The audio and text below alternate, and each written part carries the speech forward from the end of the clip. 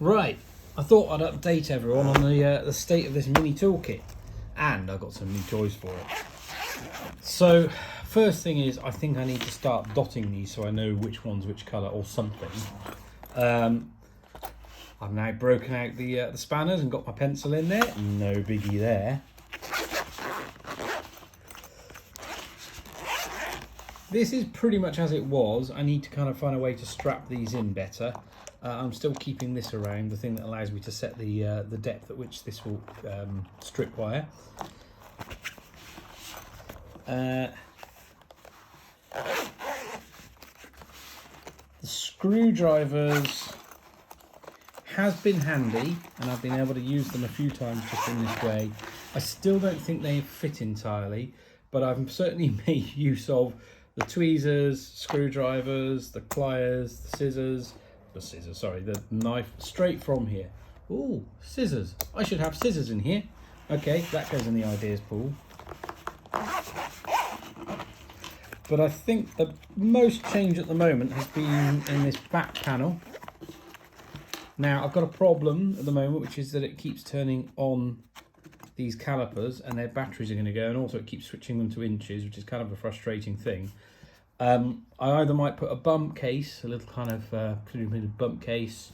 Someone suggested, actually Jartman, the original, has talked about shaving these little rubber buttons off. I just want to make sure they're still actuatable. I've done a little blog series on how I sorted out the drill bits here, so that's kind of nice and easy to use. But the other reason I'm doing this video is because I've got a new toy for this. I wanted to get a metal ruler because this ruler is okay. I mean, it's got pad footprints, which is kind of handy. And this is an Adafruit ruler, the PCB ruler. And, you know, handy if I'm kind of designing PCBs or just thinking things through.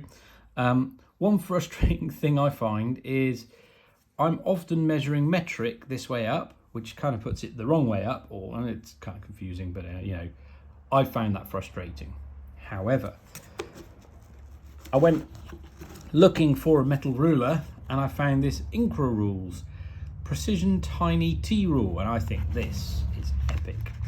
So we'll get this open and have a bit of a closer look at it, and then we'll find a place for it in the toolkit. Now, I think it belongs in the back with the other measuring stuff, although there's measuring stuff mixed with drilling stuff, but I think it belongs there. And so we've got two parts to it. I also wanted, by the way, to get myself a tri-square as well for the space. And I think for a lot of the applications I'm using the tri-square for, this may satisfy the same space. So Precision Tiny-T rule, and I went for the 75mm metric because I like to work in metric, thanks. And you see, was it any 0.5mm mechanical pencil? Well, I've got 0.4mm ones, so they'll probably do the trick. Metal scribes. Don't have one in the kit, but that might be quite nice. You can draw lines parallel to the edge of the workpiece. You can also possibly, you know, you can draw along this edge, but this is where the magic happens. Those are little tiny holes, and there are sub-millimeter graduations. So if you look, we've got 0mm, we've got an offset by 1/4 millimeter, 0.5 millimeters, 3/4 of a millimeter. So you could put your your pencil in one of these, and maybe make, say, something like, you know, 72 3/4 millimeter mark all the way along a piece. That is fantastic. So this edge doesn't start at 0, but what I'm expecting is that when I assemble it, I'm going to need my knife blade. Hold on. See, I don't even have to go to my boxes to get these because they're all here. So when I assemble it, I'm expecting this block to align with the 0 there. Let's see how well that aligns. That's a nice solid piece of metal. Now this, it is metal, it just feels a bit, I'm not quite sure what metal that is. It's this stainless steel, there we go, it is stainless steel. And I'm hoping that these together still fit inside a compartment, and I think they do. Right, so how do we assemble this? It's got a little assembly pamphlet here. I don't think it would be too complicated. we've got the indexing lip, okay, which is this bit back here. We've got a T-bar and hex nuts. Right, okay, so we'll feed the hex nuts in. I'll just put it across.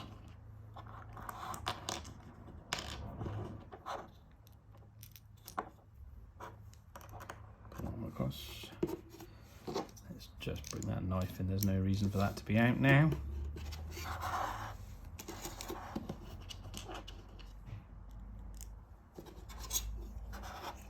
So what I'll do is I'll loosely put them in, engage them, and then we can tighten them once it's all lined up.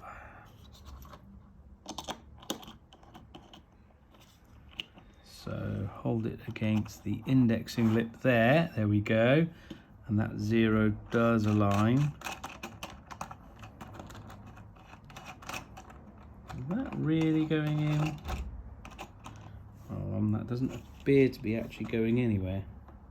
I thought it was engaged. Oh no, that's going in. I was just being impatient. There we go, that's bit. Right, I think we need to get a test subject. So, one thing I've realised, it's very handy, but there's a lot of depth in there. So we'll need to maybe put something along the edge of the table to account for the depth. All right, I'm going to see if I can make a 72 3/4 millimeter line along here. So where did I put my pencil in this? I need dots. I need to find where everything was. Oh, I think I must have put it in the furthest one. I should probably put the pencil with the measuring stuff, right? It might be make logical sense. Should think about that one. Okay, we have a pencil. We've got this. Now I'm going to just move you to the edge of the table. So if I line that up there, and the first thing I'm noticing is, oh, it's because this board is not flat. Right, so much for precision measurement if the board is not flat. But if I say 72 3/4, extend this pencil out a fair bit. 73, that's 72. There we are. So we have our nice precision line. And I guess we've also got, and this was what I originally bought this for, is it's also got a nice right angle. So it's a bit flexible, which makes it not, for a tri-square I'd expect it to be a bit more solid. So we've got these markings up here. I guess this is just so you could easily cross mark. You know, I was saying 0.4. This pencil is 0.7. 0.4 with my 3D printer. So I may need to get some slightly more precision pencils to use this effectively. But I mean, that's not terrible. And I suspect I need to practice with using it. I mean, certainly it's easier through these large markings than the small ones, but you can see it doesn't quite want to go through, does it? It is too large. So maybe I need to find a fine tip pen for that, but even then it did mark it, and it definitely has been a handy thing. So yeah, new thing for the toolbox. Let's see, I want to find somewhere to put it in here.